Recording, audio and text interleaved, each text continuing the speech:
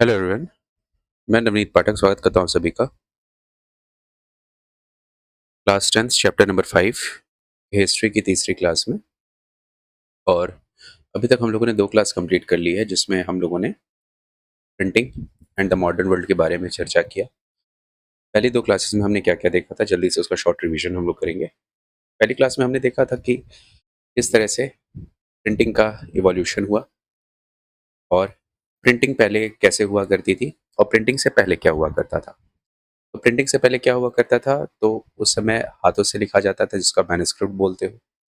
Plus जो original manuscripts होती थी उसकी कॉपीज़ की जाती थी, वो भी हैंड से हुआ करती थी। लेकिन वो उतना ज़्यादा एफिशिएंट नहीं हुआ करता था और उतना ज़्यादा लोगों तक नहीं पहुँच पाता था। फिर धीरे-धीरे क्या हुआ, प्रिंटिंग का विकास शुरू हुआ। तो 3 जगह के नाम आते हैं, 3 कंट्रीज़ के नाम आते हैं। एक है चाइना, दूसरा है जापान और तीसरा है कोरिया। प्रिंटिंग की शुरुआत चाइना से हुई। कागज़ की भी शुरुआत कहाँ से हुई? कागज़ भी का भी इन्वेंशन कहाँ पर हुआ था? चाइना में ही हुआ था। और चाइना में जो टेक्निक शुरू हुई थी वो कहलाती है आपकी would block printing. Would block printing में लोगों ने अ, आपके उसमें पहले एक वुड का ब्लॉक बनाते थे जिस पर वो सारी चीज़ें अपना लिख दिया करते थे या फिर जो भी ड्राइंग होती थी उसको बना दिया करते थे। उसके ऊपर इंक लगा देते थे, पेपर रखते थे उसके ऊपर और उसको ऊपर से रब कर देते थे जिससे जो छपी हुई चीज़ होती थी वो पेपर पर आ जाती थी। जो छापना रहता था वो पेपर पर आ जाता था। ठीक है, लेकिन इसकी एक कमी हुआ करती थी कि इससे सिर्फ़ और सिर्फ़ एक साइड ही प्रिंट हो पाता था, दूसरे साइड पे प्रिंट नहीं कर पाते थे। क्यों? क्योंकि उस समय के जो पेपर थे वो बहुत ज़्यादा पतले हुआ करते थे, पोरस हुआ करते थे। ठीक है, तो इस वजह से उसपे एक साइड ही प्रिंट हो पाता था। ठीक? फिर धीरे-धीरे ये चाइना से निकलता है और कहाँ पर पहुँचता है? जापान में पहुँचता है। तो जो आपके बुद्धिस्ट मॉन्क्स होते हैं, वो धीरे-धीरे उस चीज़ को लेकर के कहाँ पर पहुँच जाते हैं, आपके चाइना में सॉरी जापान में पहुँच जाते हैं। जापान में भी धीरे-धीरे इसका डेवलपमेंट होता है, वहाँ पर भी बुक्स बहुत सारी बननी शुरू हो जाती हैं। जो रिलीजियस बुक्स लिखे जाते हैं वो सारी चीज़ें वहाँ पर प्रिंट होना शुरू हो जाती है। तो धीरे-धीरे प्रिंटिंग जो थी, वो सिल्क रूट के थ्रू आपके यूरोप तक पहुँची। यूरोप में क्या हो रहा था? यूरोप में भी पहले वही मैन्युस्क्रिप्ट्स और स्क्राइब्स हुआ करते थे जो चीज़ों को लिखा करते थे। ठीक? उसके बाद से जब मार्को पोलो चाइना में गए थे, चाइना में जब वो अपना पूरा घूमे फिरे तो वहाँ से इस वुड ब्लॉक प्रिंटिंग को लेकर के इटली पहुँचते हैं। इटली में आते हैं, वो उस वुड ब्लॉक प्रिंटिंग को वहाँ पर इंट्रोड्यूस करते हैं। लेकिन जो वहाँ पर एलीट वर्ग हुआ करते थे, वो इसे मानने को तैयार नहीं होते। ठीक है? वो उस समय यूज़ किया करते थे वेलम का। वेलम क्या होता है? जो एनिमल स्किन होती थी, उसका शीट होता था, उसी पर वो लोग लिखा करते थे। ठीक है? तो एलीट वर्ग जो होते थे, उन्होंने अपने आप को स्पेशल क्लास में रखा था उस वेलम के यूज़ से।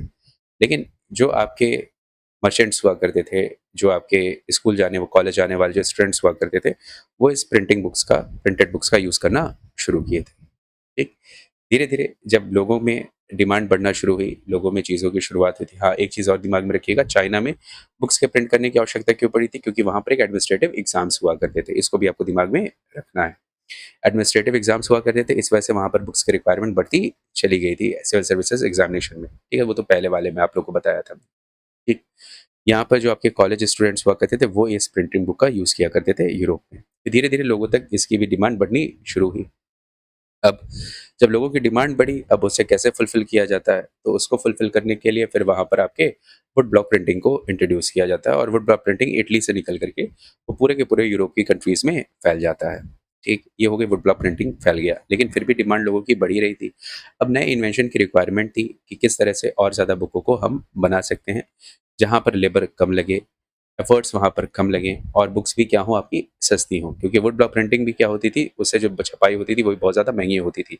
मैन्युस्क्रिप्ट वाली तो बहुत ज़्यादा महँगी हुआ करती थी, जो स्क्राइब्स होते थे उसको उससे जो बुक्स लिखी जाती थी वो तो और ज़्यादा महँगी हुआ करती थी। तो अब इस चीज़ को कैसे फुलफ़िल किया जाता है, तो उसी समय क्या होता है, स्ट्रासबर्ग जर्मनी में एक व्यक्ति रहते हैं जिनका नाम रहता है जोहान्स गुटेनबर्ग। वो 1430s में क्या करते हैं, वो एक प्रिंटिंग प्रेस का डेवलपमेंट कर देते हैं। ठीक है? अब आते हैं जोहान्स गुटेनबर्ग के प्रिंटिंग प्रेस को, जो प्रेस प्रिंटिंग होती है उसकी शुरुआत कैसे होती है। जोहान्स गुटेनबर्ग जो थे वो आपके ऑलिव और उसके फार्म में काम किया करते थे, स्टेट में काम किया करते थे। ठीक है?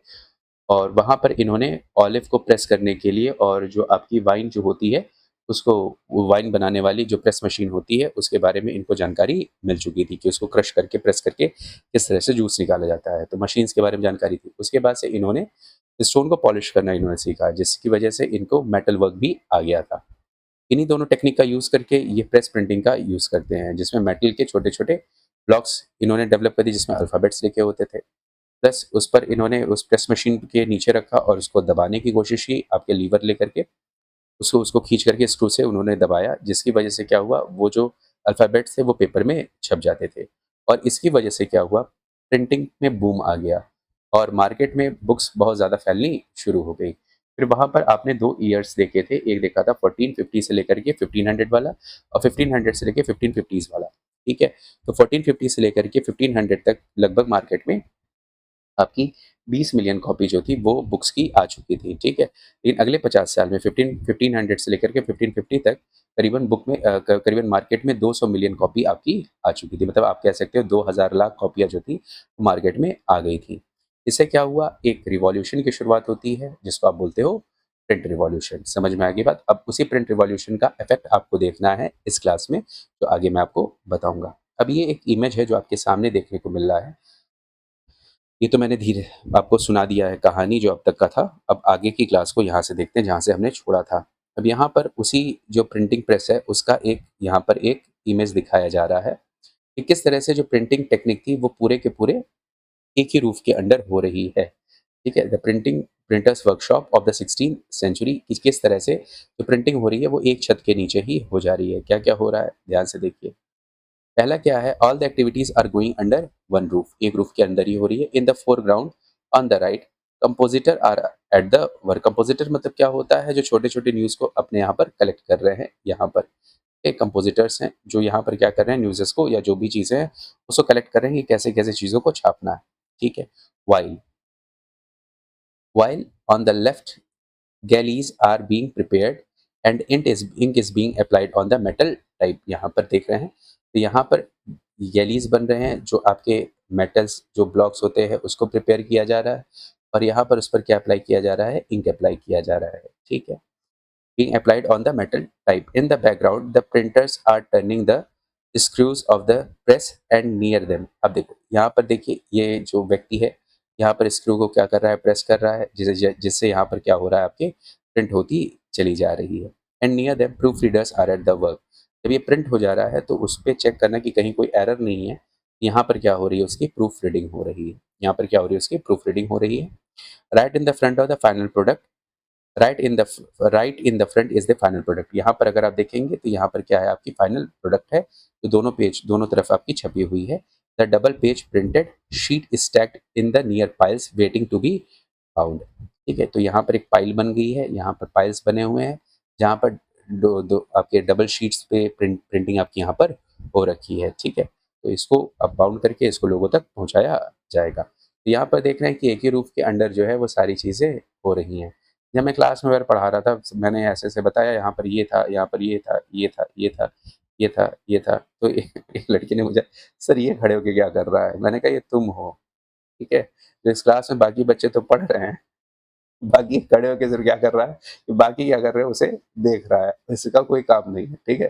तो आप इसकी तरह ना होइए, ये खड़े होके सिर्फ सबके ऊपर सुपरवाइज़र कह सकते हैं, सुपरवाइज़र है, जो सब पे निगरानी रख रहा है कि आखिर क्या सारे काम सही से हो रहे हैं कि नहीं हो रहे हैं। प्लस आप यहाँ पर देख रहे हो खाने-पीने का भी सामान यहाँ पर अवेलेबल है। एक काम करते रहिए, खाते-पीते रहिए, अपना मौज से काम करिए। देख रहे हैं कि सारे वर्क काम कितने आसानी से हो जा रहे हैं। यहाँ पर 2 वर्ड्स दिए हुए हैं, कंपोजिटर दिया हुआ है, गैलीज़ दिया हुआ है। कंपोजिटर क्या होता है? The person who composes the text for printing. यहाँ पर कंपोजिटर्स हैं, जो टेक्स्ट जो कंपोज़ करने हैं उसको क्या कर रहा है, यहाँ पर आपके सही से उसको बना रहा है कि क्या-क्या चीज़ें लिखनी है, उसको कंपोज़ कर रहा है। जैसे म्यूज़िकल कंपोज़र्स नहीं होते हैं, वो कंपोज़ कर रहा है क्या चीज़ प्रिंट करनी है। गैली क्या होता है? गैली क्या है? Metal frame in which types are laid and text composed. ठीक है? तो यहाँ पर जो है ये मेटल टाइप होता है उसको यहाँ पर बनाया जा रहा है। ठीक है? तो अब देखिए, अब यहाँ से आपके चैप्टर की शुरुआत होती है, the print revolution and its impact. कि प्रिंट रिवॉल्यूशन और उसका इम्पैक्ट क्या हुआ था? जो आपकी पिछली पिछली क्लास में क्या हुआ था, मार्केट में बुक्स बहुत ज़्यादा आ गई थी, अब लोगों तक भी बुक पहुँच रही है, लोगों तक भी आइडिया पहुँच रहे, लोगों तक भी न्यू थॉट्स पहुँच रहे हैं। उसका इम्पैक्ट क्या हुआ था? What was the print revolution? It was not just a development, a new way of producing book, it transformed the lives of the people. इसने क्या किया? लोगों के जीवन में भी परिवर्तन लाए। Changing their relationship to information and knowledge and with the institution and authorities. अब इसकी वजह से क्या हुआ? उनके जो रिलेशनशिप्स थे, ठीक है? रिलेशनशिप्स भी उनके चेंज हो गए। क्यों? क्योंकि उनके पास इन्फॉर्मेशन और नॉलेज आया। किसके साथ उनके रिलेशनशिप चेंज हो रहे हैं बेटा? तो जो इंस्टीट्यूशन है, जो भी गवर्नमेंट है वो काम कर रही है, या जो उनके ऊपर जो अथॉरिटीज़ हैं, जो अपनी पॉलिसीज़ उनके ऊपर अप्लाई कर रहे हैं, उन तक सही इन्फॉर्मेशन लोगों के तक नॉलेज पहुँचना शुरू हो गया है। उन्हें समझ में आने लगा है कि क्या चीज़ सही है और क्या चीज़ गलत है। It influenced popular perceptions and opened up the new way of looking at the things. तो इसने क्या किया? लोगों के परसेप्शंस को, लोगों के सोच को, लोगों की थिंकिंग को, लोगों के व्यूज़ को इसने चेंज करना शुरू कर दिया, और किसी भी चीज़ को एक नया नज़रिया दिया कि किस तरह से उसे देखा जाए। एक बात समझिएगा बेटा, मान लीजिए 3 जनरेशन है, 1, 2 और 3, ऐसा समझिए। ये कोई पर्सन है, ये उसके फादर हैं, ये उसके ग्रैंडफ़ादर हैं, ये उसके ग्रैंडफ़ादर हैं, ठीक है? इस समय से उनके ऊपर गुलामी शुरू हो गई। ध्यान से समझिएगा बेटा, गुलामी में वो आ चुके थे ग्रैंडफ़ादर के समय से। गुलामी में ही जन्म हुआ इस पर्सन के पिताजी का, गुलामी में ही जन्म हुआ इस पर्सन का, ठीक है? तो जब ये पैदा हुआ तो इसने अपने पिताजी को गुलाम देखा, इसने अपने दादाजी को गुलाम होते हुए देखा, गुलाम बनते देखा। तो इसने ये सोचा, ये तो मेरा प्रारब्ध है, यही तो मेरी डेस्टिनी है, मैं ऐसे ही रहूँगा, मेरे साथ यही गुलामी, यही तो जीवन है, ऐसे ही सब रह रहे हैं, ऐसे ही मुझे भी रहना पड़ेगा। अब इसके लिए जो पैदा हुआ, जब से जो चीज़ें इसके साथ हो रही है ना, वो इसके लिए हमेशा सही रहेंगी, हमेशा एक्यूरेट रहेंगी। क्योंकि इसको उसके बारे में नॉलेज नहीं है, क्योंकि पैदा हुआ उसी माहौल में, ये बड़ा हुआ उसी माहौल में, ये अपना जीवन बिता ले जाएगा। उसी समय अगर इसको कोई व्यक्ति आता है या कहीं से भी कोई इन्फॉर्मेशन आती है और उसे ये बताती है कि तुम पैदा हुए हो, लेकिन ये जो तुम्हारे ऊपर जो काम हो रहा है, जो अथॉरिटीज़ हैं तुम्हारे ऊपर, ये गलत है, ये गलत है। जब ये थॉट इस पर्सन के पास पहुँचेगा ना, तो अब ये क्या करेगा? इस चीज़ के खिलाफ आंदोलन करना, रिवोल्ट करना शुरू करेगा। समझ में आई बात? क्योंकि जो शुरुआत से हमारा जो नर्चरिंग हो जाता है, जो फॉस्टरिंग हो जाता है, उसे हम सही मान लेते हैं। पर ज़रूरी नहीं कि वो हमारे लिए सही ही हो। समझ गए बात को? ज़रूरी नहीं कि वो हमारे लिए सही हो। हमारे लिए सही क्या है, ये हमें खुद अपने विचारों से सोचना पड़ेगा। अपने विचारों को डेवलप करना पड़ेगा, और ये विचार हमें मिलेंगे कहाँ से? ये विचार हमें मिलेंगे किताबों से। ये विचार मिलेंगे हमें नए-नए आइडियाज़ से। ये विचार मिलेंगे हमें नए-नए थॉट्स से। समझ में आ गई बात? नए थॉट्स अगर जब तक डेवलप नहीं होंगे, तब तक आपके जो पुराने थॉट्स हैं, उसमें चेंज नहीं आएगा। समझ गए बात को? और ये नए थॉट डेवलप कैसे होंगे? जब आप इन्फॉर्मेशन गैदर करेंगे, जब आप नॉलेज गैदर करेंगे, तब आपको पता चलेगा कि जो आपके साथ हो रहा है, वो सही हो रहा है कि गलत हो रहा है। तो ये इन्फॉर्मेशन, ये नॉलेज आया कहाँ से इसके पास? ये आता है इस प्रिंटिंग की वजह से। ये इस पर्सन के पास ये चीज़ जो आएगी, वो कहाँ से आएगी? इस प्रिंटिंग की वजह से आएगा, और इसके अंदर एक नए थॉट का डेवलपमेंट होगा। ये है प्रिंट रिवॉल्यूशन। समझे बात को कि नहीं समझे? चलिए आगे बढ़ते हैं। तो नज़रिया लोगों का बदलना शुरू हो जाता है कि आखिर चीज़ें जो हैं वो सही क्या है और गलत क्या है। अब देखिए, अ न्यू रीडिंग पब्लिक। अब जो पब्लिक है वो क्या है? अब कैसे नई रीडिंग पब्लिक की डेवलपमेंट हुआ? With the printing press, a new reading public emerged. नई रीडिंग पब्लिक का इमर्जेंस होता है। Printing reduces the cost of book. ये तो आप लोगों ने देखा, प्रिंटिंग की वजह से जो बुक की कॉस्ट जो पहले बहुत महंगी हुआ करती, जो सिर्फ एलीट वर्ग पढ़ा करते थे, उसकी कॉस्ट भी क्या हो गई? कम हो गई। Plus the time and labour required to produce each books came down. तो टाइम लगते थे वो भी कम लगने लगा, प्लस लेबर भी कम लगने लगे। जो स्क्राइब्स होते थे ना, तो लेबर भी, उसमें जो मेहनत लगती थी वो भी क्या हो गई बेटा? कम हो गई। और multiple copies could be produced with greater ease. मतलब बहुत आसानी से और ज्यादा कॉपीज प्रोड्यूस होना शुरू हो गई। ईज मतलब होता है आसानी से बेटा, बहुत ज़्यादा आसानी से और ज़्यादा किताबें प्रोड्यूस होना शुरू हो गई। Book flooded in the market. Book market में प्रवाहित हो गई, फ्लड आ गया बुक का, बाढ़ आ गई बुक की, बुक ही बुक मिलना शुरू हो गई। Reaching out to an ever growing readership. और इस वजह से क्या हुआ? अब ये जो जो और लोग पढ़ने वाले थे, जो पढ़ने के इच्छुक थे, उन तक ये बुक पहुंचना शुरू हो गई, और रीडरशिप की क्वालिटी लोगों के अंदर डेवलप होना शुरू हो गई। फिर देखो, access to books created a new culture of reading. ठीक है, एक पढ़ने का एक कल्चर डेवलप हो गया लोगों के अंदर। ठीक, earlier reading was restricted to the elites. तो जो हायर क्लास के लोग होते थे, जो एरिस्टोक्रेट्स हुआ करते थे, उन तक ये रीडिंग की क्वालिटीज आपकी हुआ करती थी। सीधी सी बात है, भाई हिंदुस्तान में भी यही तो था कि राजा महाराजाओं के घर वाले जो लड़के होते थे, जो लड़कियां होती थी, वही पढ़ सकती थी। आम आदमी जो होता था वो थोड़ी बहुत शिक्षा लेकर के फिर कामकाज में लग जाता था, उतनी ज़्यादा उन्हें शिक्षा मिल नहीं पाती थी। सेम वही चीज़ यूरोप की भी कंडीशन हुआ करती थी बेटा। वहाँ पर भी जो आपके लोग हुआ करते थे, जो पढ़ने-लिखने के जो प्रॉपर्टीज़ हुआ, जो क्वालिटीज़ होती थी, वो सिर्फ़ एलीट वर्गों के लिए रखी गई थी। बाकी लोगों को तो उनकी गुलामी करनी, बाकी लोगों को तो उनके लिए काम करना हुआ करता था। अब बुक्स जब मार्केट में अवेलेबल हो गए, तो अब लोग भी पढ़ना, जो कॉमन पीपल्स थे, वो भी पढ़ना शुरू कर दिए, ठीक है? Common people lived in the world of oral culture, ठीक है? तो जो ये रीडिंग की क्वालिटी हुआ करती थी, जो पढ़ने की क्षमता हुआ करती थी, वो सिर्फ़ और सिर्फ़ रिस्ट्रिक्ट कहाँ पर थी बेटा? एलीट्स के अंदर। और जो कॉमन पीपल थे, उनके पास सिर्फ़ एक तरीका था नॉलेज को गेन करने का, वो था ओरल। ओरल का मतलब क्या होता है? मौखिक। समझ में आ गई? मौखिक रूप से एक जनरेशन से दूसरे जनरेशन क्या हो रहा था, वो नॉलेज ट्रांसफ़र हो रहा था। पढ़ने की क्वालिटी नहीं थी, पढ़ने की उनके पास इंटेलेक्ट नहीं था, पढ़ने का उनके पास कोई तरीका नहीं था, उनको सिखाया नहीं गया था। तो सिर्फ़ मौखिक रूप से उनको सारी चीज़ें बताई जाती थी, ठीक है? जैसे आप अगर मैं ऐसे लिख दे रहा हूँ, तो आप यह क्या पढ़ोगे? क पढ़ोगे इसको, ठीक है? लेकिन अब इस क को लिखना ना आता हो, सिर्फ़ बोलना आता हो। ये सिर्फ़ और सिर्फ़ बोल करके सिखा दिया गया है, लिखने नहीं आ रहा है, आप पढ़ नहीं पा रहे हो, तो जो नॉलेज का ट्रांसफ़र हो रहा है, वो मौखिक हो रहा था, सिर्फ़ कॉमन पीपल में। पढ़ने वाली क्वालिटी सिर्फ़ और सिर्फ़ एलीट वर्गों तक सीमित हुआ करती थी। दे heard sacred text read out, जो भी आपकी रिलीजियस बुक हुआ करती थी, वो उनको सिर्फ़ सुना करते थे। बार्ड्स रिसाइटेड, बार्ड्स का मतलब होता है यहाँ पर दिया हुआ है इसकी मीनिंग बेटा। बार्ड्स का मतलब होता है द हिस्टोरिकल अकाउंट्स और folk tales in the verse usually sung और recited.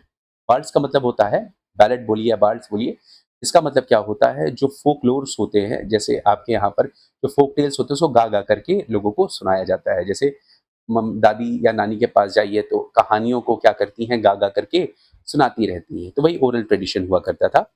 And folk tales narrated, और जो कहानियाँ जो लोक कहानियाँ होती थी वहाँ पर, उसको नरेट किया जाता था। तो यहाँ पर आप देख रहे होंगे कहीं पर पढ़ने का कोई तरीका नहीं है। हर चीज़ मौखिक रूप से उनको बताई, जो सेक्रेड टेक्स्ट हो रहे हैं उनको बोल करके लोगों को सुना दिया जा रहा है। जो आपकी कविताएँ होती थीं, जो जो लोक कविताएँ हुआ करती थी, वहाँ पर लोगों को गा कर के सुना दी जा रही हैं। कहानियाँ हो रही हैं, वो भी लोगों को बोल कर के सुना दी जा रही हैं। तो पढ़ने का कोई तरीका नहीं था, और उन्होंने भी कैसे सीखा होगा? उन्होंने अपनी एक जनरेशन से इन सारी चीज़ों को सीखा होगा मौखिक रूप से, वो आगे के जनरेशन को ट्रांसफ़र कर रहे हैं, ठीक है? नॉलेज वर ट्रांसफर्ड ओरली, जितने भी ज्ञान होते थे वो सब किससे ट्रांसफ़र हो रहे हैं बेटा? ओरली ट्रांसफ़र हो रहे हैं। People collectively heard a story and saw a performance, ठीक है? लोग एक बैठ जाते थे, जैसे हम लोग बचपन में रहते थे, तो मैं था, मेरे भैया थे, मेरी बहनें हुआ करती, ताऊ जी के लड़के, लड़कियाँ, सारे लोग होते थे। तो हम लोग एक साथ बैठ जाते थे खाने के समय में, तो हम कहते थे दादी कहानी सुनाओ। तो दादी बैठ जाती थी, हम लोग खाना खाते रहते थे, दादी क्या करती थी, कहानी सुनाया करती। तो एक साथ सब लोग खाना भी खा लेते थे, कहानियाँ भी सुन लेते थे। कहानियाँ कैसी हुआ करती थी? मोरल स्टोरीज़ हुआ करती थी वहाँ पर। जो नैतिक की कहानियाँ होती थी, कुछ ज्ञानवर्धक कहानियाँ होती थी। जैसे मेरी दादी शिव जी की कहानियाँ सुना देती थी, गणेश जी की कहानियाँ सुना देती थी, कार्तिकेय जी की कहानियाँ सुना देती थी। तो इस तरह से वो कहानियाँ सुनाती थी और हम लोग बैठ कर के उसको सुन लेते थे। तो उस तरह से यहाँ पर भी एक ट्रेडिशन हुआ करता था, लोग बैठ जाते थे और एक जो बूढ़े-बुजुर्ग होते थे, वो उनको कहानियाँ सुना दिया करते थे, ठीक है? या फिर नाटक, जो नुक्कड़ नाटक होता है, वो नुक्कड़ नाटक शाम को अरेंज हो जाता था, पूरा गाँव इकट्ठा हो गया, बैठ गया और उसको देखना शुरू किया, उससे उनको नॉलेज मिल जाती थी। तो ये सारे तरीके हुआ करते थे उस समय नॉलेज को गेन करने के कॉमन पीपल्स के। और पढ़ने के जो आपकी वो थे राइट्स थे, वो सिर्फ़ और सिर्फ़ किसके पास हुआ करते थे? वो हुआ करते थे आपके अमीरों के पास, ठीक है? As you will see in chapter 8, ठीक है, इसको हटा दो। They did not read a book individually and silently, ठीक है? वो एक-एक बुक को इंडिविजुअली या फिर चुपचाप बैठ कर के कहीं पर एकांत में पढ़ नहीं सकते थे।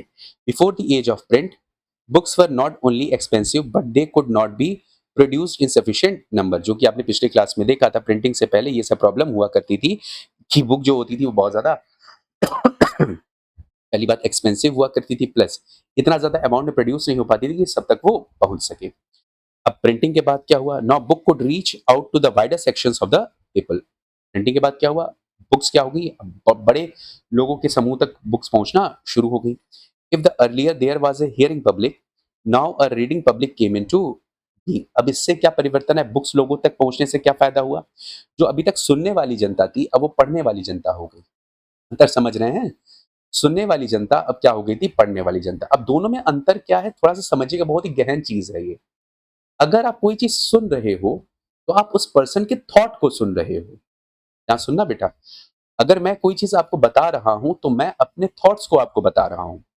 लेकिन जब आप बैठ करके खुद उस चीज़ को पढ़ोगे, तो आपका खुद का एक थॉट डेवलप होगा। अब वो सही होगा कि गलत होगा, वो डिपेंड करता है आपके मोरालिटी के ऊपर। समझ गए बात को? आप किस तरह के व्यक्ति हो, उस तरह से थॉट डेवलप होगा। अब वो सही है कि गलत है, ये आपको समाज अपने आप बता देगा कि आप सही सोच रहे हो कि गलत सोच रहे हो। लेकिन एक जो थॉट अपना खुद का प्रोसेस होता है, वो खुद के ही पढ़ने से डेवलप हो पाएगा। जब लोग बताएँगे तो सीधी-सी बात है, वो अपने विचारों को आपके ऊपर अध्यारोपित कर देते हैं, वो आपके ऊपर डाल देते हैं। तो आपके सोचने और समझने की क्षमता क्या होगी? खत्म हो जाएगी। तो ये चेंज आया जो रीडिंग पब्लिक है, हियरिंग पब्लिक है, वो रीडिंग पब्लिक होने से। अब रीडिंग पब्लिक होने से उनके खुद के थॉट्स डेवलप होना शुरू हुए। अब कोई भी पुराने जनरेशन का थॉट अब वो उनके ऊपर थोपा नहीं जा सकता है। समझ के बात को कि नहीं समझे? चलिए अब आगे देखते हैं। But the transition was not so simple. अभी जो ट्रांजिशन हुआ था हियरिंग पब्लिक से रीडिंग पब्लिक में, ये इतना आसान नहीं था। Books could B read only by the literate. अब यहाँ पर सबसे बड़ी समस्या ये थी कि वहाँ पर जितनी भी जनता थी, मैक्सिमम जनता क्या हुआ करती थी, वो आपकी इलिटरेट थी, जो पढ़ना नहीं जानती थी। तो कुछ ही लोग ऐसे वर्ग हुआ करते थे जो कि उस बुक को पढ़ सकते थे। तो अब इससे एक नया तरीका, नया कल्चर डेवलप होता है। क्या? पहले इसको देख लेते हैं। And the rate of literacy in the most European countries were very low till 20th century. अब सोचो, ये भारत में आए थे यूरोप से लोग और अपने आप को बहुत ज्यादा ज्ञानी बता रहे थे। और 19वीं सदी तक इनके यहाँ की खुद की जनता इनके यहाँ की खुद की जनता क्या थी? मैक्सिमम इलिटरेट हुआ करती थी, उनको पढ़ने तक नहीं आया आता था। 19th सेंचुरी की यहाँ पर बात हो रही है, सॉरी 20th सेंचुरी की यहाँ पर बात हो रही है। समझ में आ रही बात? और 1757 1764 में बैटल ऑफ बक्सर हुआ, बैटल ऑफ प्लासी हुआ 1757 में, 1773 में इन्होंने रेगुलेटिंग एक्ट पास किया था। 18th सेंचुरी की यहाँ पर बात हो रही है। ठीक है, फिर उसके बाद से भारत में उन्होंने शासन करना शुरू किया था और 20th सेंचुरी तक यहाँ पर यूरोप के बहुत सारे नेशन के लोग इलिटरेट हुआ करते थे। समझ में आई बात? चलिए अब देखो, how then how then could publishers persuade the common people to welcome the printed books. अब किस तरह से जो पब्लिशर्स जो बुक को छाप रहे हैं, वो किस तरह से कॉमन पीपल को इस प्रिंटेड बुक तक पहुंचाएंगे? पहला क्वेश्चन तो यही उठ करके आता है। To do this they had to keep in mind the wider reach of the printed work. तो ये चीज दिमाग में रखना है कि किस तरह से जो प्रिंटेड बुक है वो लोगों तक पहुंचे। Even those who did not read could certainly enjoy listening to the books being read out। अब सीधी सी बात है, अब जो पढ़ नहीं सकते थे वो सुनते थे किताबों को। एक व्यक्ति बैठ जाता था, बुक को रीड करता था और बाकी लोग बैठ करके सुनते थे। और आज भी ये कल्चर आपको यूरोपियन नेशन में देखने को मिल जाता है, बुक रीडिंग कल्चर। वहाँ पर क्या होता है, कोई भी नई बुक आती है, वो एक क्लब होता है, वहाँ पर लोग जाते हैं, बैठते हैं। एक अच्छा ओरेटर, एक अच्छा वक्ता जो रहेगा वो वहाँ खड़ा हो जाता है, वो बुक को रीड करता है और बाकी लोग बैठ करके उस बुक को सुनते हैं। ठीक? या फिर कोई मान लीजिए मैंने ही कोई किताब लिखी और मुझे जाकर के लोगों तक उसे बताना है, तो मैं अपनी बुक को लेकर के जाऊँगा और लोगों तक उसको पढ़ करके सुनाऊँगा। तो ये कल्चर है वहाँ पर, इसको रीडिंग क्लब बोल सकते हैं बेटा। ठीक है? तो क्या हुआ, ये इस तरह की यहाँ पर एक टेक्निक शुरू हुई कि जो लिटरेट थे वो बैठ जाते थे और बाकी लोगों को किताबें पढ़ करके सुनाया करते थे। So printers began publishing popular ballads and folk tales and such books could be profusely illustrated with pictures. अब क्या हुआ, अब जो लोग पढ़ नहीं सकते हैं वो इमेजेस तो देख ही सकते हैं बेटा। तो यहाँ पर क्या हुआ, जो पब्लिशर्स थे उन्होंने एक तरीका निकाला। उन्होंने क्या किया, जो बुक्स उन्होंने प्रिंट करना शुरू किया वो वहीं की जो लोक कहानियां हुआ करती थी, जो लोकगीत हुआ करते थे, उससे जुड़ी हुई इमेजेस बना करके बुक में छाप दिया, जिसको देख करके वो आराम से समझ सकते थे। ये भी एक तरीका इन्होंने निकाला। तो पहला तरीका क्या हुआ कि वहां पर एक आदमी पढ़ेगा और बाकी बैठ करके उसे क्या करेंगे, सुनेंगे। दूसरा तरीका क्या हुआ, बुक में आपके इमेज बना दो, इलस्ट्रेशंस बना दो, चित्रण कर दो वहां के बैलेट्स का, वहाँ के जो आपके वर्सेस है उनका। और यहाँ पर क्या होगा, यहाँ पर बैठ करके ये लोगों को आराम से समझ में आ जाएगा। These were then sung and recited at the gathering in the villages and in the taverns in the town। taverns का मतलब होता है जहाँ पर लोग बैठ करके अल्कोहलिक ड्रिंक करते हैं, उसको टेवरन बोला जाता है बेटा। ठीक है बात? जहाँ पर अल्कोहल और मदिरा पान किया जाता है उसके टेवरन बोलते हैं। ठीक है? Tavern places where people gather to drink alcohol, to be serve food and to meet friends and exchange news, उसको टेवरिन बोला जाता है। ठीक है? मेन काम यहाँ पर अल्कोहल का हुआ करता था, पीने के लिए जाते थे। ठीक है? अब देखो, जैसे हमारे यहाँ ठेका हुआ करता है, ठीक है, तो वही टेवरिन वहां पर बोलते हैं। द ओरल कल्चर दस entered print and printed material was orally transmitted. ठीक है, तो यहाँ पर क्या हुआ, जो ओरल कल्चर था वो प्रिंट और प्रिंटेड मटेरियल जो था वो ओरली ट्रांसफर होना शुरू हो गया। The line that separate the oral and reading cultures became blurred. मतलब क्या हुआ कि जो लाइन जो सेपरेट करती थी ओरल और रीडिंग कल्चर को धीरे धीरे धुंधली पड़ती चली गई, क्योंकि लोग धीरे धीरे पढ़ना सीख ले रहे हैं। तो जो पहले सुनने वाले हुआ करते थे वो अगले अगले आकर के पढ़ना शुरू कर दे रहे हैं किताबों को। ये जो लाइन थी वो ब्लर होती चली गई। And the hearing public and the reading public became intermingled. मतलब जो हियरिंग पब्लिक थी वो अब रीडिंग पब्लिक होना धीरे-धीरे शुरू हो गई। लेकिन ये तुरंत नहीं हुआ, ये ग्रेजुअल चेंज था, ये धीरे-धीरे हुआ, ठीक है बात? जो रीडिंग पब्लिक थी वो धीरे-धीरे पढ़ना सीखी, पढ़ना सीखने के बाद फिर वो पढ़ने लगी, फिर बाकी की पब्लिक भी उसमें इंटरमिंगल्ड होती चली गई, उसमें मिक्स होती चली गई। तो ये जो लाइन थी जो सेपरेट कर रही थी इलिटरेट और लिटरेट जनता को, वो धीरे-धीरे क्या होती गई आपकी, धुंधली होती चली गई, और जो इलिटरेट थे वो धीरे-धीरे लिटरेट होना शुरू हो गए। ठीक? इतनी बात आपको समझ में आ गई। अब आते हैं नेक्स्ट।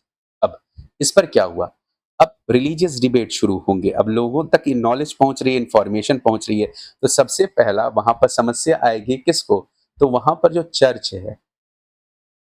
पहले क्या होता था, चर्च ने जो बात बोल दी वही हमेशा क्या होगी बेटा, सही होगी। कोई इस पर क्वेश्चन नहीं उठा सकता। क्वेश्चन उठाने के लिए लोगों के पास इंफॉर्मेशन, लोगों के पास नॉलेज होनी चाहिए। तो लोगों के पास ना ही इंफॉर्मेशन थी ना ही नॉलेज थी, तो जो चर्च बोला था वो उनके लिए बिल्कुल सही थी, लकीर हो जा रही थी, सत्य वचन था उनके लिए सारी चीजें। लेकिन जब लोगों तक इंफॉर्मेशन पहुंच रही है, नॉलेज पहुंच रही है, तो ये बात सही है कि गलत है, अब इस पर क्वेश्चन उठना शुरू हो जाएंगे। ठीक है, और ये क्वेश्चन करेंगे कौन, उसी कॉमन पीपल के लोग जिनके ऊपर ये चर्च क्या कर रहा है, अपनी पॉलिसीज को, अपने सारे रूल्स एंड रेगुलेशन को अप्लाई कर रहा है। अब वो उनके खिलाफ क्वेश्चन उठाना शुरू करेंगे। तो क्या हुआ, तो इससे क्या होगा, रिलीजियस डिबेट शुरू होगी, और जो प्रिंट था उसका एक डर उत्पन्न हो जाएगा। अब ये डर रहेगा किसको, क्या कॉमन जनता को रहेगा, नहीं, ये डर रहेगा किसको, अथॉरिटीज को।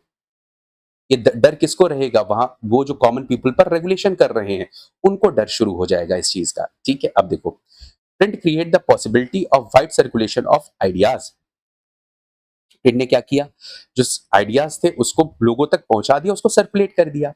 And introduced a new world of debate and discussion. और एक नया दुनिया खड़ा कर दिया जो भरा हुआ था किससे, डिबेट से, जो भरा हुआ था किससे, डिस्कशन से। मुद्दों पर डिबेट हो रही है, चर्चा हो रही है, वाद विवाद हो रहा है, चर्चाएं हो रही हैं उस पर कि क्या सही है क्या गलत है, ये नहीं तो क्या होना चाहिए, ये सही, अगर ये गलत है तो सही क्या हो सकता है, किस तरह से इसको सही किया जा सकता है, उसकी कमियों को उजागर किया जा रहा है, उसकी अच्छाइयों को बताया जा रहा है। तो डिबेट डिस्कशन ये सारी चीजें शुरू हो गई, कि लोगों तक इन्फॉर्मेशन पहुंच रही है, लोगों के थॉट्स डेवलप हो रहे हैं। Even those who disagreed with the established authority could now print and circulate their ideas. अब इससे क्या हुआ, जो लोग अथॉरिटी से, जो उनके ऊपर रेगुलेशन कर रहे हैं, जो उससे खुश नहीं हैं, जो उनसे खुश नहीं है, वो अपने आइडियाज को क्या कर सकते हैं, प्रिंट करके लोगों तक पहुंचा सकते हैं। Through the printing messages they could persuade people to think differently and move them to action. अब इससे क्या हो सकता है, लोगों को वो उत्तेजित कर सकते थे, लोगों को बताया सकते थे कि हाँ ये गलत हो रहा है आपके साथ, हम मिल करके इसके खिलाफ क्या कर सकते हैं, आवाज उठा सकते हैं। लोगों में यूनिटी को डेवलप किया जा सकता था, लोगों के अंदर एक क्रांति की भावना को डेवलप किया जा सकता था। तो ये सारी चीजें प्रिंट कल्चर से डेवलप होना शुरू हो गई। This had significance in different spheres of the life. और इसके बहुत ज्यादा अलग अलग स्फीयर्स में महत्ता बढ़ जाती है। Not every one welcome the printed book. देखो, अब सीधी सी बात है, जो कॉमन पीपल थे वो तो वेलकम करेंगे करेंगे, क्योंकि उनको सारी इंफॉर्मेशन, सारे नॉलेज मिलना है। लेकिन कुछ लोग ऐसे थे जो डरे हुए थे, जो इसको वेलकम नहीं कर रहे थे। वो कौन से लोग थे, not every one welcome the printed books and those who did also fear about it. और उनके अंदर डर भी होने लगा कि लोगों तक नॉलेज पहुंच रही है, इंफॉर्मेशन पहुंच रही है, अब वो क्वेश्चन करना शुरू करेंगे। लोगों में इनलाइटमेंट हो रहा है, लोग जागरूक होते चले जा रहे हैं, तो अब उनके अंदर डर तो उत्पन्न होगा ही। Many were apprehensive of the effect of easier access to the printed word and wider circulation of the books. ठीक है, could have on the people's mind। अब वो जो बुक्स का असर हो रहा है लोगों के दिमाग पर, उससे उनके अंदर डर उत्पन्न होना शुरू हो गया। It was feared that if there was no control over what was printed and read then rebellious and irreligious thoughts might be spread। अब इससे क्या होगा, अगर जो चीज छप रही है, अगर उसके ऊपर रिस्ट्रिक्शन नहीं लगाया जाता है, अगर उसे कंट्रोल नहीं कर सकते हैं, अगर उसे कंट्रोल नहीं किया गया, तो एक रिबल, एक क्रांतिकारी, एक अपोजिशन ग्रुप एक तैयार हो जाएगा आपके सोसाइटी में, समाज में। प्लस जो रिलीजियस आपके संप्रदाय चल रहा था, वो एक अधार्मिक संप्रदाय भी वहां पर उत्पन्न हो जाएगा, जो उस धर्म को चैलेंज करना शुरू कर देगा। ये जो धर्म में कही गई बातें हैं, ये ऑर्थोडॉक्स हैं, ये जो कही जा रही हैं रूढ़िवादी हैं, ये सही नहीं है। तो इस तरह की चीजें समाज में उत्पन्न होना शुरू हो जाएंगी। इसलिए जो लिखी जा रही चीजें, उस पर रिस्ट्रिक्शन होना जरूरी है। If that happened, the authority of valuable literature could be destroyed. अब वैल्यूएबल लिटरेचर, जो भी उनकी धार्मिक किताबें हुआ करती थी, जो भी लिटरेचर्स थे, जो राजाओं ने अपने वजह से अपने अपने लिए लिखवाए थे, अपनी ख्याति के लिए लिखवाए थे, अपने आप को प्रमोट करने के लिए लिखवाए थे, वो धीरे-धीरे क्या होगा बेटा, वो उसकी वैल्यू खत्म होना शुरू हो जाएगी। ठीक है? अब यहाँ जो सेंट्रिसिटी थी वो खत्म हो करके वो पब्लिसिटी होना शुरू हो जाएगी। यहाँ पर क्या होगा, सिर्फ सेंटर अब सिर्फ सारी चीज़, सारी इन्फॉर्मेशन गैदर नहीं करेगा और जो चाहेगा वो लोगों तक सर्कुलेट नहीं करेगा। अब लोग ये सोचेंगे कि अब जो सेंटर हमारे पास साथ जो कर रहा है वो सही कर रहा है या गलत कर रहा है। तो जो उनकी जो वैल्यूएबल जो लिटरेचर्स थे वो भी डिस्ट्रॉय होना शुरू हो जाएंगे। Expressed by the religious authorities and monarchs, as well as many writers and artists, this anxiety was the basis of widespread criticism of new printed literature that had begun to circulate. अब ये डर था किसका किसका? तो ये डर हुआ करता था रिलीजियस अथॉरिटीज का, जो चर्च के जो आपके हुआ करते थे, वो मोनार्क जो राजा महाराजा हुआ करते थे, प्लस जो as well as many writers and artist जो इन मोनार्क्स और चर्चेस के लिए काम किया करते थे, उनके ऊपर ये प्रॉब्लम क्रिएट करना शुरू करेंगे। उनकी लिखी हुई चीज़ों को क्रिटिसाइज करना शुरू करेंगे। उनकी वैल्यू जो अभी तक थी वो धीरे धीरे डिमिनिश होना शुरू हो जाएगी। तो ये सारी चीज़ें ये प्रिंट कल्चर ने डेवलप कर दिया था। रिबेलियस ग्रुप हो जाएगा, इररिलीजियस आपकी सोसाइटी, एक ग्रुप आपका डेवलप हो जाएगा सोसाइटी में। प्लस जो वैल्यू थी इनकी अथॉरिटीज की वो धीरे धीरे कम होना शुरू हो जाएगी। ये सारी प्रॉब्लम इनके सामने आने लगी थी। ये प्रिंट कल्चर का इफेक्ट है, इसी को प्रिंट रिवॉल्यूशन बोलेंगे बेटा। ठीक है, जो मैंने आपको पहले बताया था।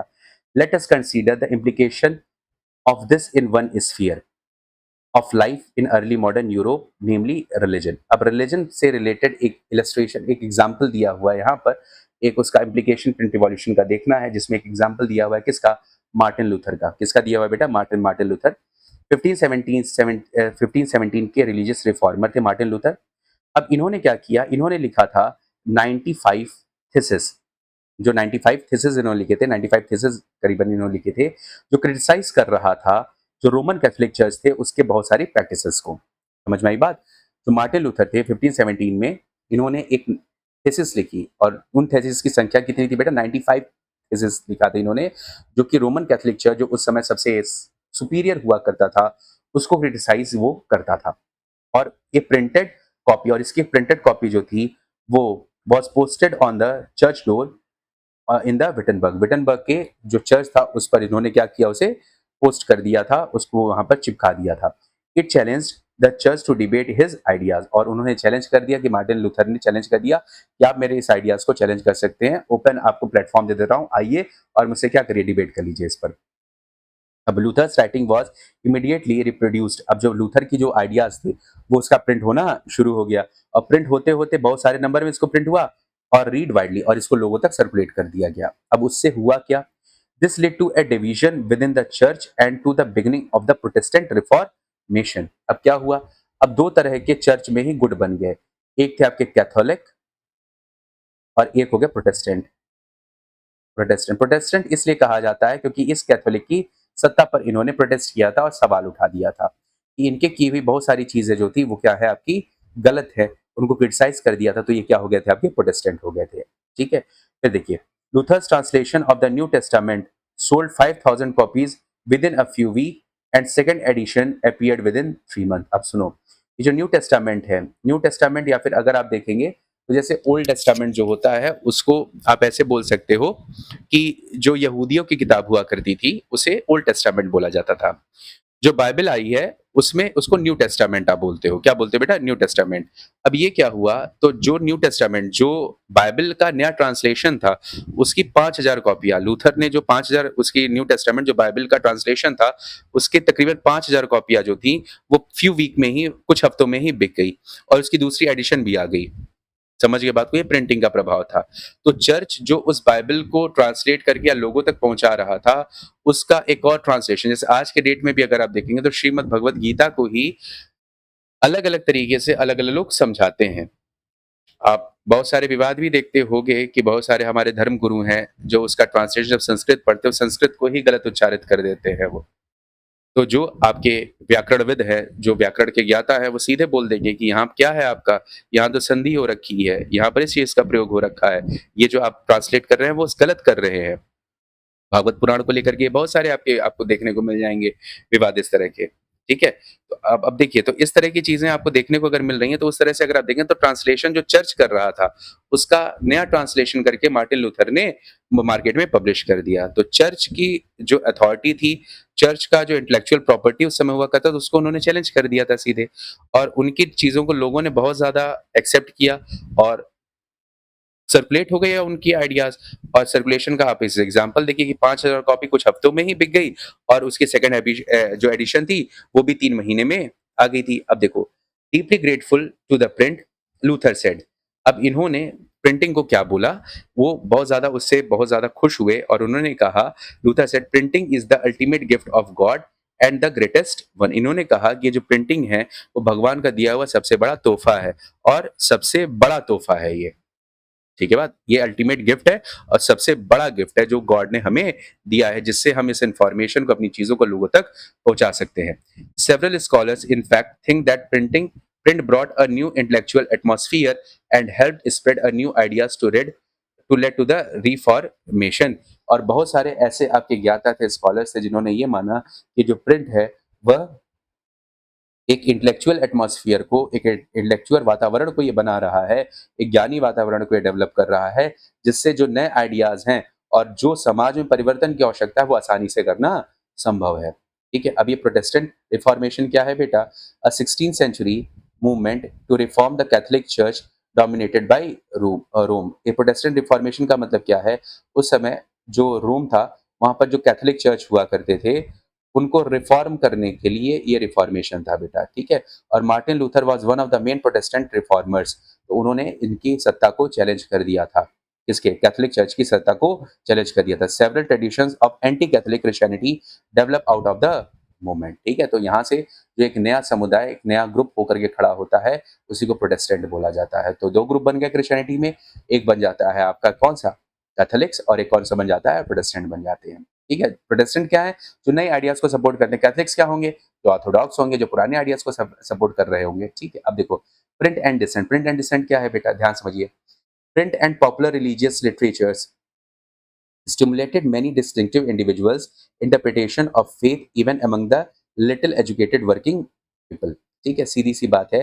Print and popular religious literature stimulated many distinctive individual interpretation of faith even among the little educated working people. अब जो प्रिंट था, वही मैंने आपको बताया ना, लोगों में एक सोच को डेवलप करना है। तो उसी से क्या हुआ, ये जो प्रिंट था, वो जो कम पढ़े लिखे व्यक्ति थे, उनके अंदर भी एक विचार को, एक सोच को डेवलप करने की क्षमता रखता था। उसका एग्जाम्पल यहाँ पर दिया हुआ है कि in 16th century Menocchio a miller in Italy, एक मिलर हुआ करते थे इटली में, began to read a book.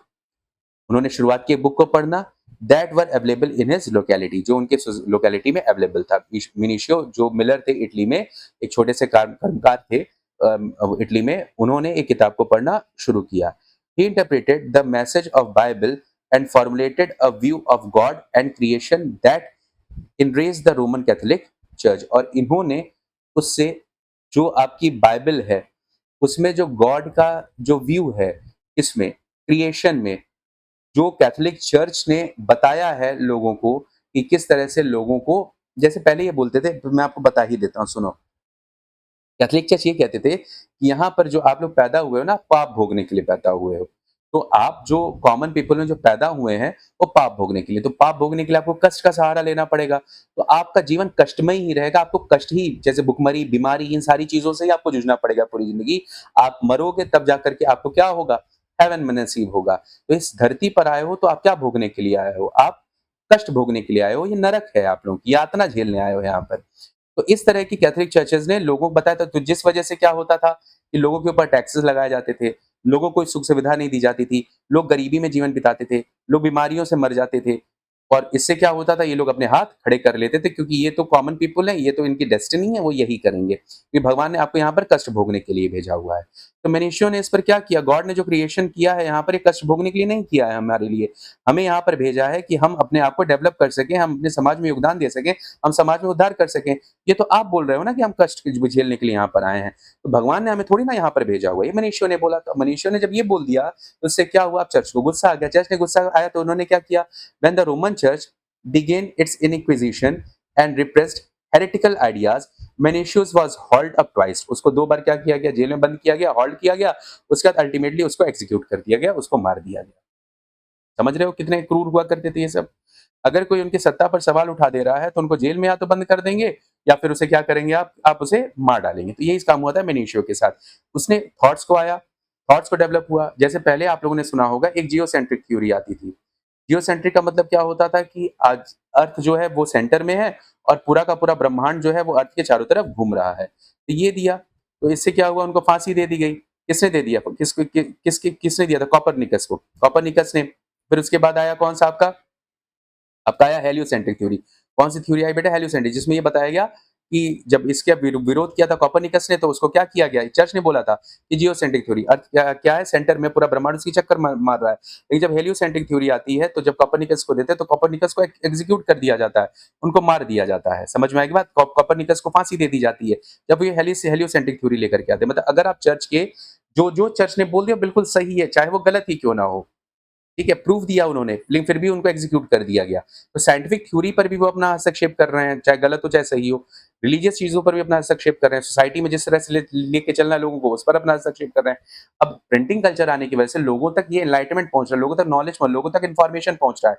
उससे क्या हो रहा है, लोग उनके ऊपर सवाल उठा रहे हैं। समझिए बात को। तो ये छोटा सा था कि एक मिलर हुआ करते थे इटली के, उन्होंने क्वेश्चन कर दिया था एक किताब पढ़ करके कि गॉड और उसके क्रिएशन पर। ठीक है, फिर क्या हुआ, the Roman church troubled by the such effect of popular reading and questioning of the faith imposed several control over publishers and booksellers and began to maintain the index of prohibited books from 1558। और इन्होंने क्या किया, इन्होंने index जारी कर दिया, एक book list जारी कर दी कि 1558 से कि ये सारी बुक्स क्या होगी, प्रोहिबिटेड होगी। आप ये कह सकते हो कि इन्होंने क्या कर दिया था, रिस्ट्रिक्शन लगाना शुरू कर दिया, सेंसरशिप लगाना शुरू कर दिया कि जिससे इनकी सत्ता बरकरार रहे।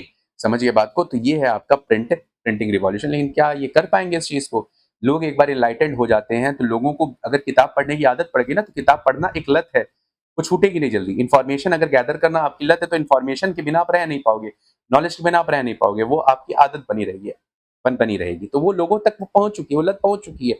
अब लोग बिना उसके रह नहीं पाएंगे। समझ में आई बात। तो चाहे कुछ भी करेंगे और सीधी सी बात, आगे चल करके इनको जड़ से उखाड़ करके फेंक दिया जाएगा। समझ, जो गलत है वो गलत है, लोग उसको कभी भी लंबे समय तक एक्सेप्ट नहीं करेंगे। ठीक, तो यहाँ पर कुछ वर्ड्स दिए हैं जैसे inquisition, a former Roman Catholic code for identify and punishing heretics. ठीक है, इनक्विजिशन क्या होता था बेटा, एक फॉर्मर रोमन कैथोलिक कोर्ट हुआ करता था जो पनिश करने का काम करता था, किस चीज को, हेरेटिक्स को। अब हेरेटिक्स क्या है, heretical beliefs which do not follow the accepting the teaching of church. Heretical या फिर हेरेटिक्स उसे बोला जाता था, ऐसे ऐसे सोच को, ऐसे बिलीफ को बोला जाता है जो चर्च की बिलीफ को, चर्च के फेथ को नहीं मानता था, वो उसको अपोज करता था, उसको हेरेटिक्स बोलते थे। In medieval times heresy has seen as a threat to right of the church. ठीक है, हेरेसी जो होता था वो माना जाता था कि ये जो चर्च की राइट है, चर्च के जो अधिकार हैं, उनका ये हनन करता है। ठीक है, और राइट क्या थे चर्च का, church to decide on what should be believed and what should not. Church ये डिसाइड करता है कि क्या किस पर आपको बिलीव करना है और किस चीज पर आपको बिलीव नहीं करना है। और हेरेसी क्या होता था, वो इस चीज पर ऑब्जेक्शन खड़ा कर देता था। और उस समय मेडिवल पीरियड में क्या होता था, इस हेरेसी को क्या माना जाता था बेटा, क्राइम की तरह देखा जाता था। और उस क्राइम के लिए जो सजा दी जाती थी वो इनक्विजिशन कहलाता, इनक्विजिशन कहलाता था। इनक्विजिशन क्या होता था, एक कोर्ट होता था जो इस हेरेसी पर क्या करता था, आपके सजा सुनाया करता था। ठीक है, समझ में आ गई बात। ये कुछ वर्ड है, इनक्विजिशन कोर्ट हुआ करता था, हेरेटिकल या फिर हेरेटिक्स क्या हुआ करता था बेटा, वो अपोजिशन है चर्च की बिलीफ पर। चर्च जो बोल रहा है अगर आप उसे नहीं मान रहे हो तो उसको हेरेटिकल माना जाता था और हेरेटिक्स को माना जाता था। ठीक है, चलो दोनों एक ही चीज। ठीक, आगे बढ़ते हैं। अब इसके बाद क्या है बेटा, यहाँ पर फियर ऑफ बुक है, मैकैब्रे डांस है यहाँ पर, फिर मैं इसको आपको अगली क्लास में बता दूंगा। यहीं से हम अगली क्लास की शुरुआत करेंगे, कुछ बचा तो नहीं। अब इसी दो दो टर्म है यहाँ पर, फियर ऑफ द बुक, ये बुक का जो डर है वो उसको एक बार आप लोग पढ़ लीजिएगा। फियर ऑफ द बुक ये कुछ इंपॉर्टेंट नहीं है, ठीक है? इसको मैं क्वेश्चंस में आप लोगों को करवा दूँगा, ठीक है? अब इसका नेक्स्ट टॉपिक होगा रीडिंग मैनिया। या आई होप आप लोगों को ये क्लास समझ में आई होगी, ठीक है? तो इसके साथ मैं इस क्लास को एंड करता हूँ। काफ़ी मैंने इसको डिटेल में आप लोगों को समझाया। तो आप, अगर आपको पसंद आ रहा है लेक्चर, तो प्लीज़ लाइक करें, सब्सक्राइब करें और लोगों तक इसको, और अपने दोस्तों तक और अपने मित्रों तक इसको पहुँचाएँ। परिवार में अगर कोई और भी है तो उसे बताइए इस चैनल के बारे में, ठीक है? बस यही छोटी-सी एक आप लोगों की तरफ से मेरे लिए गुरु दक्षिणा मान के चलो, एक बड़े भाई के लिए प्रेम मान के चलो चलो, बस यही आप लोग एक कर दीजिए, ठीक है? तो अब इसके बाद मिलते हैं हम अगली क्लास में, जो आपका पार्ट 4 रहेगा, उसमें जो रीडिंग मैनिया है उसको हम देखेंगे। फिर लगभग मान के चलिए 8 टॉपिक हैं इसमें आपके इस चैप्टर में। लगभग 8 टॉपिक को अगर मैं मान के चलूँ तो 4 से 5 दिन लगेंगे और ये कंप्लीट हो जाएगा। सॉरी, 9 टॉपिक हैं इसमें। 9 टॉपिक जो हैं प्रिंटिंग और सेंसरशिप, इसके बारे में बात करेंगे। 9 टॉपिक हैं, तो ये मान के चलिए अभी 3-4 पर पहुँच गए हैं हम, और 4 दिन और मान कर के चलो मैक्सिमम, और आपका ये चैप्टर कंप्लीट हो जाएगा। बस यही एक चैप्टर है जो थोड़ा-सा बड़ा है। बाकी जब सिविक्स देखोगे तो वो भी छोटा मिलेगा आपको, ज्योग्राफी देखोगे वो भी छोटा मिलेगा आपको, और इकोनॉमिक्स तो बहुत ही छोटा है, ठीक है? तो धीरे-धीरे मैं सारी चीज़ें करवा दूँगा, ठीक है? तो आज के साथ आज इसी क्लास को विराम देते हैं। चलिए, थैंक यू। जय हिंद, जय भारत।